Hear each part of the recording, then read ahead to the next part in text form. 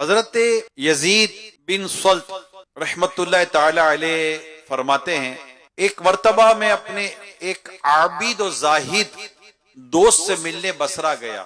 जब मैं इनके घर पहुंचा तो देखा कि इनकी हालत बड़ी नाजुक है, बीमार थे, वो वफात का वक्त करीब था। इनके बच्चे, इनके घर वाले, वालिदैन वगैरह सब इनके पास खड़े रो रहे थे।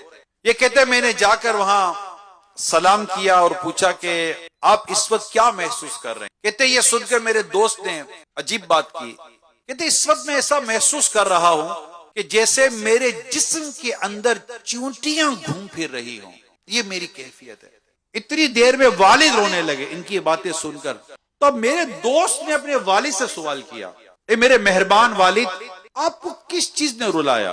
कहने लगे मेरे बेटे तेरी जुदाई का गम मुझे रुला रहा है, तेरे मरने के बाद मेरा क्या बनेगा? ए मेरी मेहरबान माँ, आप क्यों रो रही हो? जवाब दिया, मेरे जिगर के टुकड़े, मुझे तेरी जुदाई का गम रुला रहा है। फिर अपनी बीवी से पूछा, तुम्हें किस चीज ने रोने पर मजबूर कर दिया? उसने कहा, मेरे सरताज, आपके बगैर मेरी जिंदगी दुश्वार हो जाएगी। फिर आप रोते हुए बच्चों को करीब बुलाते हैं, मेरे बच्चों आप क्यों रो रहे हो? तो बच्चे कहने लगे, हम आपके बाद यतीम हो जाएंगे, हमारे सर से बाप का साया उड़ जाएगा, आपके बाद हमारा क्या बनेगा? आपकी जुदाई का गम हमें रुला रहा है। इन सब की बातें जब इससे सुनी तो वो कहने लगा, मुझे बिठाओ।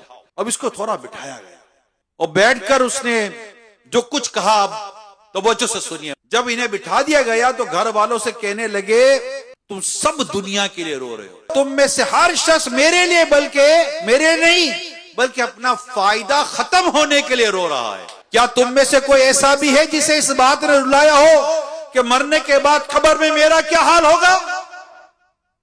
अनकरीब मुझे घबराहट देने वाली अंधेरी कब्र में छोड़ दिया जाएगा। क्या तुम में से कोई इस बात पर रो रहा है कि मुझे मरने के बाद मुनकर नकीर से वास्ता पड़ने वाला है? तुम में से किसी को इसकी फिक्र है कि मेरा क्या बनेगा, मैं कब्र में कैसे रहूंगा, मैं सवालत के जवाब कैसे दूंगा?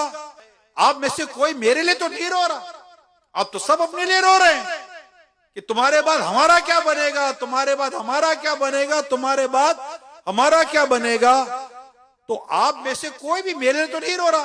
बात जो माँ बाप को, घर वालों को रुला रही थी, ये एक नेचर है कि बंदा रोता है, इससे ये गम है, ये उससे मोहब्बत है, ये उससे ताल्लुक है।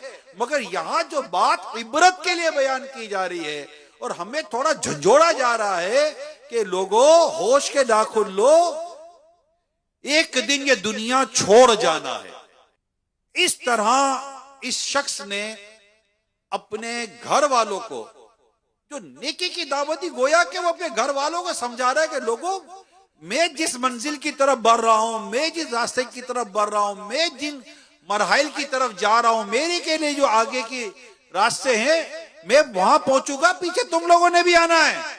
इस तरह की बातें उसने अपने घर वालों से कही और एक चीख उसके मुंह से निकली और उसकी रूह उसके जिस्म से परवाज कर गई।